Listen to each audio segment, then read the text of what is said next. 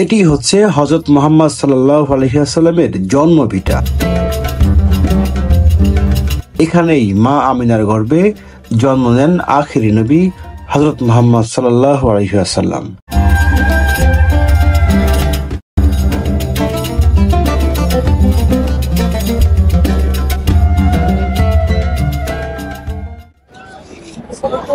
আসসালামু আলাইকুম।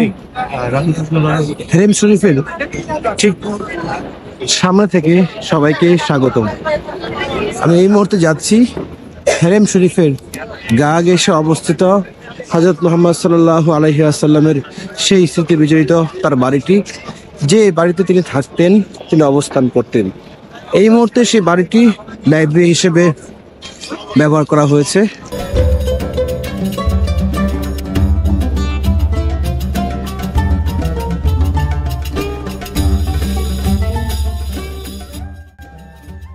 দল বলে মানুষ যাচ্ছেন হেরেম শরীফের ভিতরে। কেউ যাচ্ছেন উমরা করতে, কেউ যাচ্ছেন নামাজ আদায় করতে। আর আমি যাচ্ছি হযরত মুহাম্মদ সাল্লাল্লাহু আলাইহি ওয়াসাল্লামের স্মৃতি বিজড়িত তার বাড়িটি দেখতে এবং আপনাদেরকে ক্যামেরার চোখে দেখাতে।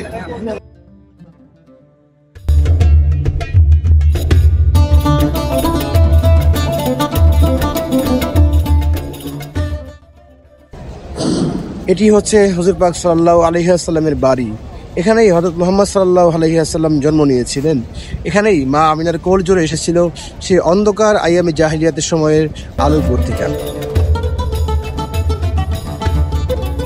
বর্তমানে নবী করিম সাল্লাল্লাহু আলাইহি ওয়াসাল্লামের জন্মস্থান হিসেবে যে বাড়িটি চিহ্নিত করা আছে, সেটা আদতে ছিল নবী করিম সাল্লাল্লাহু আলাইহি ওয়াসাল্লামের পূর্বপুরুষ হাশিম ইবনে আব্দে মানাফের মালিকানাধীন। পরে উত্তরাধিকার সূত্রে হযরত নবী করিম সাল্লাল্লাহু আলাইহি ওয়াসাল্লামের পিতা আব্দুল্লাহর ভাগে পড়ে বাড়িটি।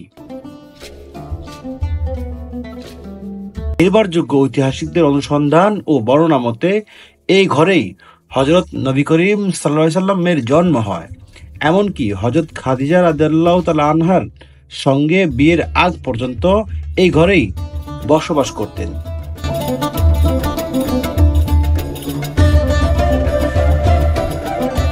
কালের পরিক্রমায় প্রাচীন বাড়িটি নষ্ট হয়ে গেলে শাইখ আব্বাস কাত্তান এখানে নতুন বাড়ি নির্মাণ করেন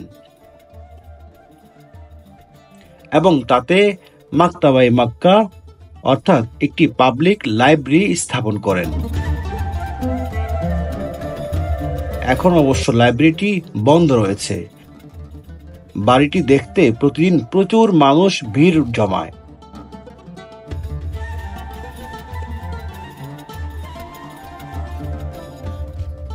বাড়িটি মসজিদে হারামের সীমানা সংলগ্ন দক্ষিণ পূর্ব দিকে অবস্থিত।